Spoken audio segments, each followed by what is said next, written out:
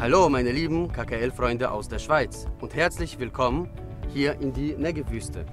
Wir werden heute eine virtuelle Tour hier in der Gegend machen. Ihr könnt euch vielleicht erinnern, dass wir das letzte Mal im Norden waren, aber heute haben wir uns überlegt, euch in den Süden mitzunehmen. Mein Name ist Eitan und ich freue mich riesig, euch heute begleiten zu dürfen. Et moi je m'appelle Myriam et bien sûr que je ne raterai pas l'occasion de partir avec toi me balader dans le Negev. Zusammen werden wir heute sehen und verstehen, wie durch die harte Arbeit der KKL-Förster der Yatיר-Wald gepflanzt werden konnte und was für einen Einfluss das auf die Menschen und die Umwelt hat. Außerdem werden wir eine kleine Pause machen im Meitar-Wald an einem Rastplatz, der mit der Hilfe der KKL-Freunde aus der Schweiz errichtet wurde. Wir werden auch verstehen und sehen, wie die Forschung uns hilft, Landwirtschaft in der Wüste zu betreiben. Und auch am Gazastreifen werden wir einen Einblick bekommen, wie mit der Unterstützung der KKL-Freunde aus der Schweiz Bäume gepflanzt werden, die Leben retten. Anschließend werden wir auch ein paar Bewohner der Negev-Wüste kennenlernen und auf jeden Fall erwartet uns ein sehr toller Tag und wir freuen uns riesig. Alors avant d'y aller, Eitan, je propose qu'on parle un petit peu de ce magnifique Negev. Le Negev fait partie de ce qu'on appelle la crête subtropicale. C'est une ceinture, si tu veux, entre le sud et le nord de l'équateur. Une région où c'est une région très sèche et très aride. Et bien sûr que le désert est une énorme partie d'Israël. 60% du territoire en Israël avec seulement 8% de la population. Donc un endroit très particulier avec au sud Eilat, à l'ouest la mer Méditerranée et à l'est la mer Morte. Une région très particulière en Israël et on pourrait penser que ce désert est désertique, mais en fait, c'est une région extrêmement variée, d'abord de par de sa population variée, mais également de sa faune et de sa flore extrêmement riche. David Ben Gurion disait que c'est précisément dans le désert que la créativité d'Israël sera mise au défi. Effectivement, c'est là où on verra tout le courage et la force d'Israël dans ce magnifique désert. Il n'était pas le premier puisque nos pères ont habité dans le désert. Abraham y a creusé des puits, Yitzhak a planté sa tente et d'ailleurs le désert apparaît plusieurs fois, le Negev apparaît plusieurs fois dans la Bible. La première fois qu'il apparaît, c'est dans le livre de la Genèse, le chapitre 14, verset 13, que nous allons lire lorsqu'Abraham se sépare de Lot et ainsi il est dit: porte ton regard depuis l'endroit où tu es vers le nord et vers le sud. Le sud veut dire Negev en hébreu, c'est comme ça qu'on le traduit. Vers l'est et vers l'ouest. Tout le pays que tu vois, je te le donnerai à toi et tes descendants pour toujours. Depuis sa création, le KKL a compris véritablement le défi du Negev et va aider les pionniers à s'y installer. Il va préparer les villages, préparer les routes, il va mettre en place des réservoirs, permettre l'accès à l'eau, construire des routes qui permettront la communication et grâce à cela, le Negev se développera et rentrera dans les frontières d'Israël. On peut véritablement dire que le rêve de Ben Gurion a été réalisé et aujourd'hui encore, de nombreuses familles s'y installent et créent des communautés dans le Negev.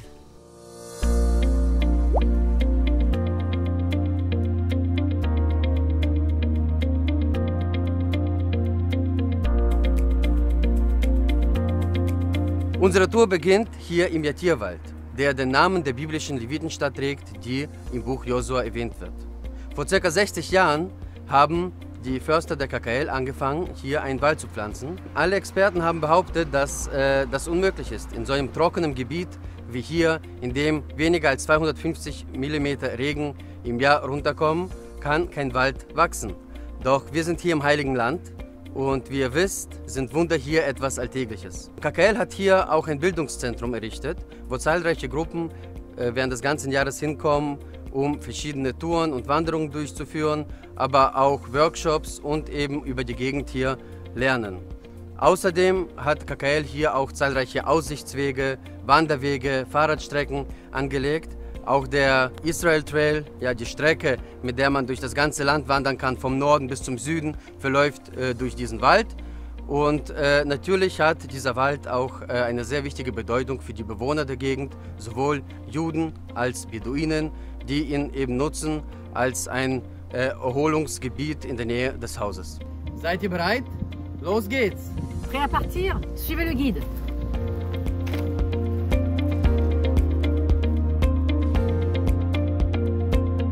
Hier mit uns sind Ariela und Farouk. Die beiden wohnen in der Nähe des Waldes und wir würden gerne hören, was für eine Rolle der Wald in eurem Leben spielt. Ich bin hierher gezogen wegen dem Wald. Wir haben woanders gewohnt in Israel und es war mir sehr wichtig, dass meine Kinder aufwachsen in einer Umgebung, in der man noch Kind sein kann und in der die Welt noch wenigstens heil aussieht. Und immer wenn ich daran denke, dass der Wald hier menschgepflanzt ist, vor 60 Jahren war hier überhaupt nichts, dann denke ich auch immer wieder daran, dass wir doch was machen können in dieser Welt. Und außer der Schönheit und ja, der Erfahrungswelt der Reichen, die wir hier haben, ist es auch immer wieder eine Anregung, was zu tun. Vielen Dank. Farouk? Kann man hier kommen und grillen, kann spazieren, kann man auch die anderen Leute kennenlernen. Wir können das ganz schon. Auch in Südisrael, die Beduinen hat auch Schafen hier. Kann man auch mit dem Schafen hier kommen, hantieren. Wir können auch die ganze Zeit hier haben und das macht uns sehr gut und sehr viel Spaß. Dankeschön. Vielen Dank. Alors la vie juive dans la forêt d'Yatir ne date pas d'aujourd'hui, elle date depuis de très longues années, depuis des milliers d'années, puisque nous avons derrière nous la synagogue de Khirbe Tanim. On voit cette très belle synagogue qui date du 3e siècle, 4e siècle de notre ère, c'est-à-dire de l'époque byzantine. Cette synagogue qui fait environ 15 sur une dizaine de mètres, une très grande synagogue, se tourne vers Jérusalem et on voit donc une présence juive très importante, d'ailleurs très importante dans toute la région de l'époque du Second Temple. On a retrouvé de nombreux villages tout autour de cette très belle région. Ici à Khirbe Tanim, on a retrouvé bien sûr des ustensiles agricoles, des réservoirs d'eau et également des salles en sous-sol, probablement pour se protéger de cette grande chaleur ici dans le désert. Alors comment est-ce qu'on survit dans le désert? Comment est-ce que l'on a survécu par le passé dans cette zone sèche et aride? Surtout dans les années 90, on voit également un nombre non négligeable de forêts dans le désert. Et pour cela, pour mieux comprendre le travail du KKL, nous avons invité Shlomo Ben Chaim, directeur des missions du KKL. Bonjour Shlomo. Bonjour Myriam. Alors comment ça se passe? Bon, alors en 1990, on a commencé à réfléchir comment on va planter des arbres au milieu du désert. On devait aller en arrière à l'époque de Nabatéen, ça fait 2000 ans, pour comprendre comment ils ont fait. Et ils ont construit des petits barrages de sable. Ils ont arrêté l'eau qui coulait sur la terre. L'eau ne peut pas rentrer dans la terre parce que la terre, c'est une terre d'argile. Ça veut dire qu'on a beaucoup d'inondations. Une terre perméable. Voilà. Alors, ils ont arrêté l'eau et ils ont planté des arbres. La même chose on a fait aujourd'hui. On a construit des petits barrages.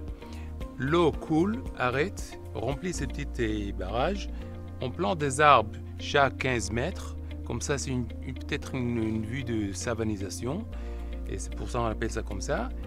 Et on a réussi à planter des arbres. On a arrêté la désertification en Israël.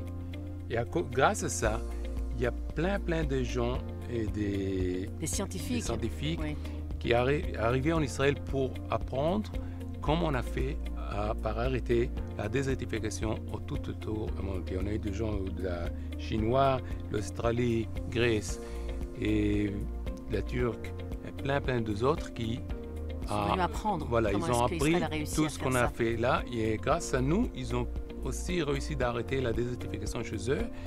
Et il y a plein d'endroits tout au monde entier qui sont maintenant verts avec des arbres sans des problèmes qu'on a eu avant. Et c'est extraordinaire. Incroyable, voilà. Merci. Incroyable. Merci beaucoup, Shlomo.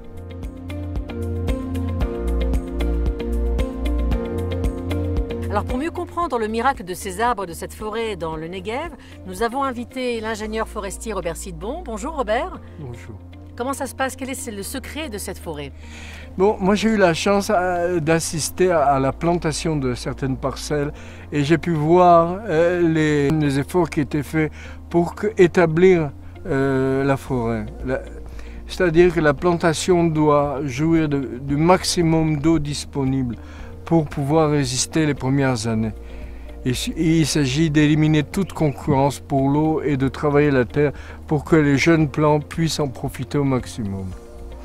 Maintenant, je vous ai amené dans cet endroit parce que c'est un endroit où la forêt est particulièrement développée. Vous avez des arbres qui dépassent les 20 mètres de haut et qui ont un peu moins de 60 ans, d'accord, mais qui dépassent les 20 mètres de haut et qui sont dans une densité de 300 arbres à l'hectare. Et la raison pour laquelle ils arrivent à se développer ici se trouve dans la roche qui est en dessous. Ici, on a une roche qui est une craie et qui joue un rôle d'éponge pour l'eau. Elle emmagasine l'eau pendant l'hiver, non seulement l'eau qui tombe du ciel, mais l'eau qui coule en dessous de la terre.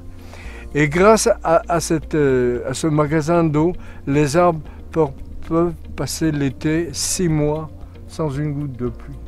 Merci beaucoup Robert, c'est vraiment intéressant. Merci beaucoup. Je vous remercie. Die Forschungsstation, die KKL zusammen mit dem Weizmann-Institut hier aufgebaut hat, hat den Wald im Endeffekt in ein richtiges Labor verwandelt. Es gibt hier zahlreiche Messgeräte und Sensoren, die die Wechselwirkung zwischen der Natur und dem Wald untersuchen. Unter anderem wird hier die Feuchtigkeit gemessen, auch die Zusammensetzung der Luft und zahlreiche andere Werte werden hier untersucht. Ein Doktorand aus der Schweiz, Jonathan Müller, ist extra hierher gekommen nach Israel, um diesen Wald zu untersuchen. Und er ist sehr beschäftigt mit seinem Doktorat, aber wir haben ausgemacht, dass wir ihn anrufen, wenn wir hier sind. Und das werden wir auch tun. Ja, hallo. Hallo Jonathan und vielen Dank, dass du Zeit für uns gefunden hast. In erster Linie würden wir gern wissen, was hat dich aus der kühlen Schweiz in die heiße israelische Wüste gebracht? Ja, wissen Sie, ich bin in Westafrika aufgewachsen und habe dort beobachtet, wie die Abholzung dazu geführt hat, dass das Klima sich verändert hat. Unter anderem weniger Niederschlag und durch das mehr Trockenheit. Und ich wollte dann immer verstehen, was man machen dagegen, wie man helfen kann. Und es ist dann halt einfach so gewesen, dass mit dieser Trockenheit im Umgang muss man zuerst herausfinden, wie dass die Wälder überhaupt funktionieren. Und für das war die Schweiz einfach zu trocken gewesen. Und aus diesem Grund bin ich dann auf Israel gekommen. Okay, danke. Und in der Zeit, in der du diesen Wald untersuchst, was hast du schon alles über ihn herausgefunden? Also es ist ja so, dass die Wälder ja sehr viel CO2 aufnehmen, vergleichbar fast mit Europa. Allerdings darf man nicht vergessen, dass das im Gleichgewicht muss stehen, mit wie viel Energie das sie aufnehmen von der Sonne und dann abgeben an Wärme wieder in die Atmosphäre als warme Luft. Und die Wärme, die da abgegeben wird, kann durchaus ein enormer Bestandteil sein am Einfluss fürs Klima. Auf die lange Frist allerdings, über 80 bis 100 Jahre hinweg, ist der Einfluss von solchen Anpflanzungen durchaus positiv. Vielen Dank, Jonathan. Dankeschön, Jonathan. Es war wirklich sehr, sehr interessant für uns und wir wollen dir auch nicht mehr die Zeit stehlen, dass du dich wirklich deinem Doktorat zuwenden kannst. Alles Gute, tschüss. Tschüss. Ja, gern. In dem Fall, ade. Bei einem Besuch im Yatir-Wald darf man unter keinen Umständen diese Aussichtsplattform verpassen. Hier, die Aussichtsplattform auf die jüdische Wüste, zeigt uns den starken Kontrast zwischen der Wüste und dem Wald. Und so können wir wirklich verstehen, wie wichtig die Baumpflanzung von KKL für die Umwelt und für die ganze Gegend hier ist. Und jetzt machen wir uns auf den Weg zu einem weiteren Wald in der Wüste, bei dem die Schweizer KKL-Freunde einen großen Beitrag geleistet haben. Auf geht's!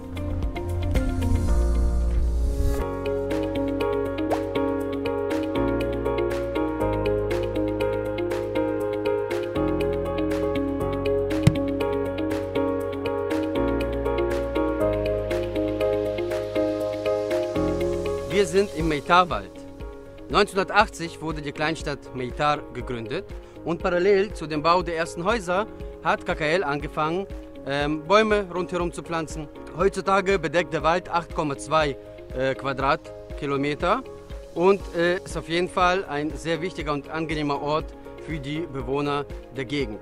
Wo wir hier stehen, sehen wir zahlreiche Pistazienbäume. Es ist keine kommerzielle Plantage in dem Sinne, aber die Zugvögel freuen sich, wenn sie hier vorbeifliegen und im Herbst dann die anreifenden Früchte denen Energie geben für den weiteren Flug. Wir gehen weiter. Wir befinden uns hier beim Prosopis-Rastplatz, der hier mit Hilfe der Schweizer KKL-Freunde errichtet wird. Es ist ein wunderschöner Ort zum Picknicken, wo man im Schatten der Bäume sitzen kann und die Natur genießen kann. Benannt ist dieser Rastplatz nach den weißen Prosopis-Bäumen, die hier überall wachsen. Dieser Baum kommt ursprünglich aus Südamerika und als Frucht hat er so längliche weiße Schoten, die innen süß schmecken, ähnlich wie der hier heimische Johannisbrotbaum. Und wie heißt es auf Spanisch? Das ist Algaroba Blanca. Algaroba Blanca, genau. Wörtlich übersetzt heißt es dann aus dem Spanischen auch der weiße Johannisbrotbaum. Man kann sie auch probieren. Ja, schmeckt wirklich süß. Man kann sie klein mahlen und daraus Futter für Tiere oder Essen für Menschen oder auch sogar alkoholische Getränke herstellen. Und das Besondere bei diesem Baum ist, dass in Dürrezeiten er mehr Früchte trägt. Und an Dürrezeiten fehlt es uns hier in Israel nicht. Oh wow, dieser Mann kommt mir bekannt vor. Komm, lass uns ihn treffen. Yalla. Wir sind hier mit dem deutsch-israelischen Schriftsteller Chaim Noll, der hier direkt in Meitar wohnt, ganz in der Nähe des Waldes. Und wir würden uns freuen, wenn du uns vielleicht ein bisschen über die Bedeutung des Waldes für dein Leben erzählst. Ja, der Wald gibt dieser Wüste hier, es ist ja eigentlich Wüste, eine ganz besondere Note. Denn normalerweise haben wir ja keinen Wald in der Wüste. Und der Wald ist ja angebaut, nicht? Der ist ja gepflanzt. Und das ist ein sehr schönes Gefühl, Wald um sich zu haben. Da hat man Schatten, da kann man laufen. Ich kann aus meinem Haus große Spaziergänge machen, ohne dass ich richtig in der Wüste verbrannt werde, weil ich hier eben im Schatten der Bäume laufen kann. Das ist wunderbar. Und dann geben uns die Bäume gute Luft. Hier ist jetzt alles voller Baustellen. Ihr wisst ja, dass hier überall gebaut wird. Neue Städte, Autobahnen, Flughäfen und was weiß ich. Und das gibt eine Menge Schmutz in der Luft. Die Luft ist voller Sand, es wird überall gebaggert und so weiter. Und dann ist dieser Wald enorm wichtig. Wir haben ja auch viel Pflanzen im Garten deswegen. Aber der Wald schluckt viel von dem Schmutz. Das ist sehr, sehr, sehr wichtig. Ich glaube, der Wald ist auch eine Attraktion für die vielen Menschen, die jetzt hier bauen und hierher kommen, weil man weiß, hier hat man einfach Plätze, zum Beispiel hier, wo wir jetzt sitzen, da kann man Picknick machen mit den Kindern. Wenn ich hier mal Schabbat spazieren gehe, dann ist alles voller Familien, die kommen auch aus anderen Städten, aus Beersheba und von überall, weil ein Wald eben eine Seltenheit ist in Israel. Vielen Dank.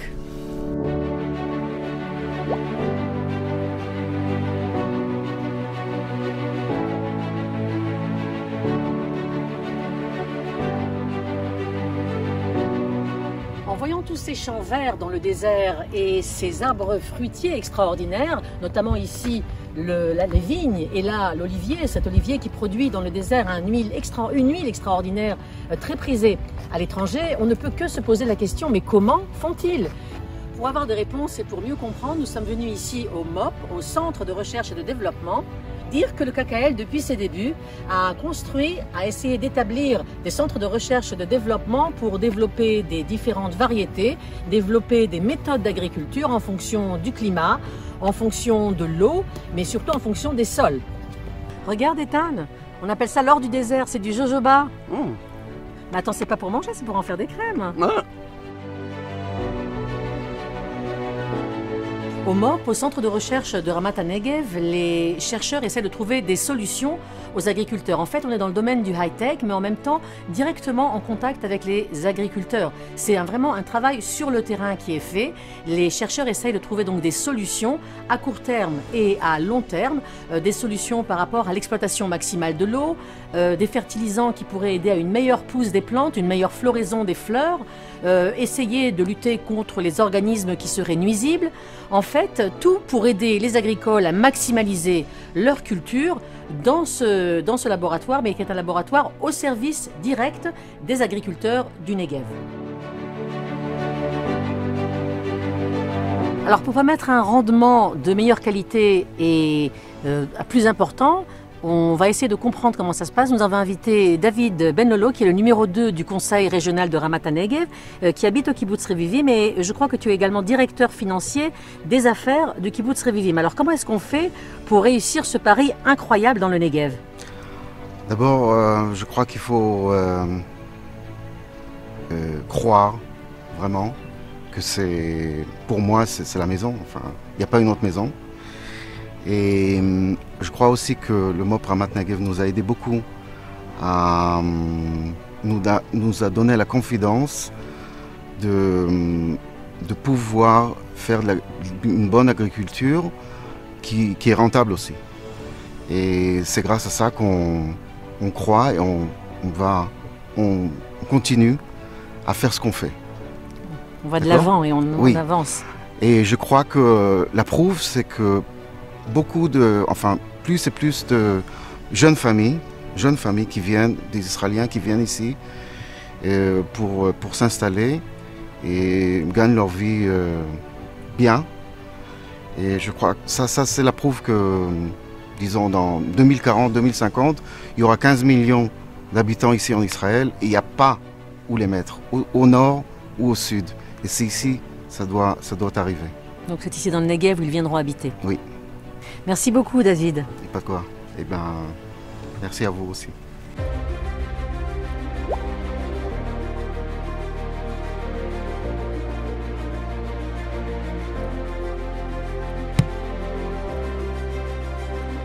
Wir haben schon darüber gesprochen, wie Bäume die Lebensqualität und auch die Umwelt verbessern.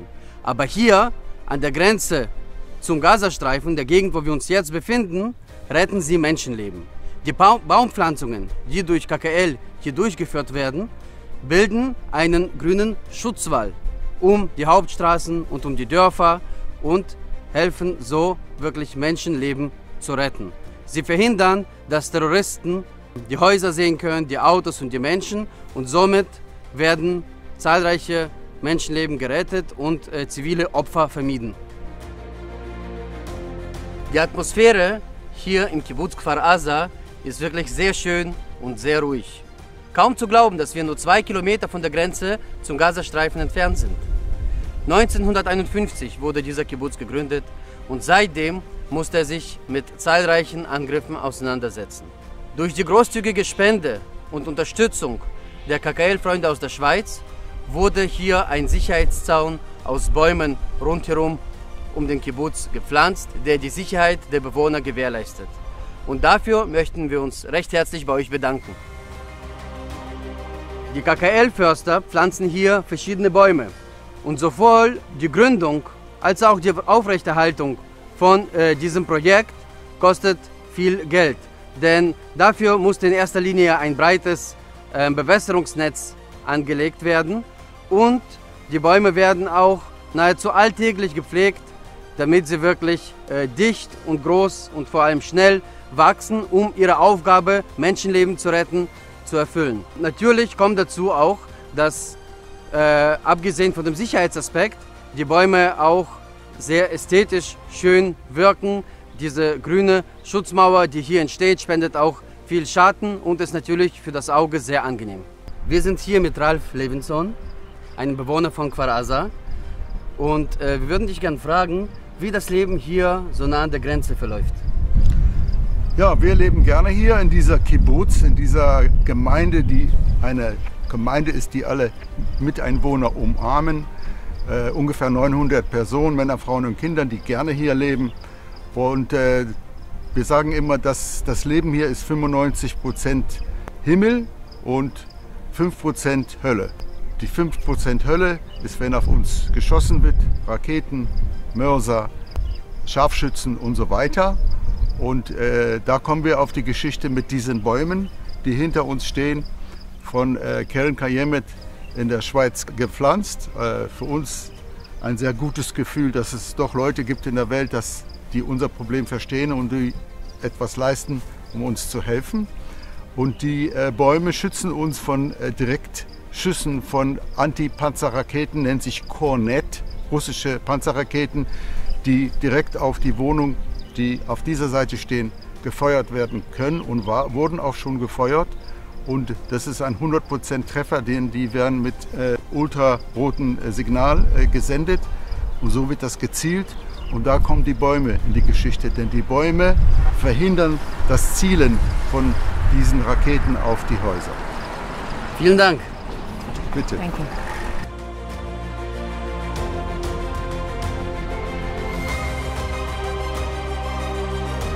Wow, was für einen tollen Tag haben wir zusammen verbracht. Le parcours que nous avons fait aujourd'hui dans le Negev n'est pas un parcours touristique classique. Nous avons vu des sites extraordinaires, des gens passionnants et nous avons vu comment la détermination, la foi et le courage ont permis de faire verdir ce désert et de donner la vie aux endroits les plus arides. Wir haben viele interessante Menschen kennengelernt und gesehen, wie wichtig die Unterstützung der Schweizer KKL-Freunde ist. Wir hoffen, dass ihr den Tag ebenso genossen habt. Et nous espérons vous revoir très bientôt pour un prochain voyage en Israël avec KKL Suisse. Wir sehen uns bei der nächsten virtuellen Tour von KKL Schweiz. Tschüss! À bientôt!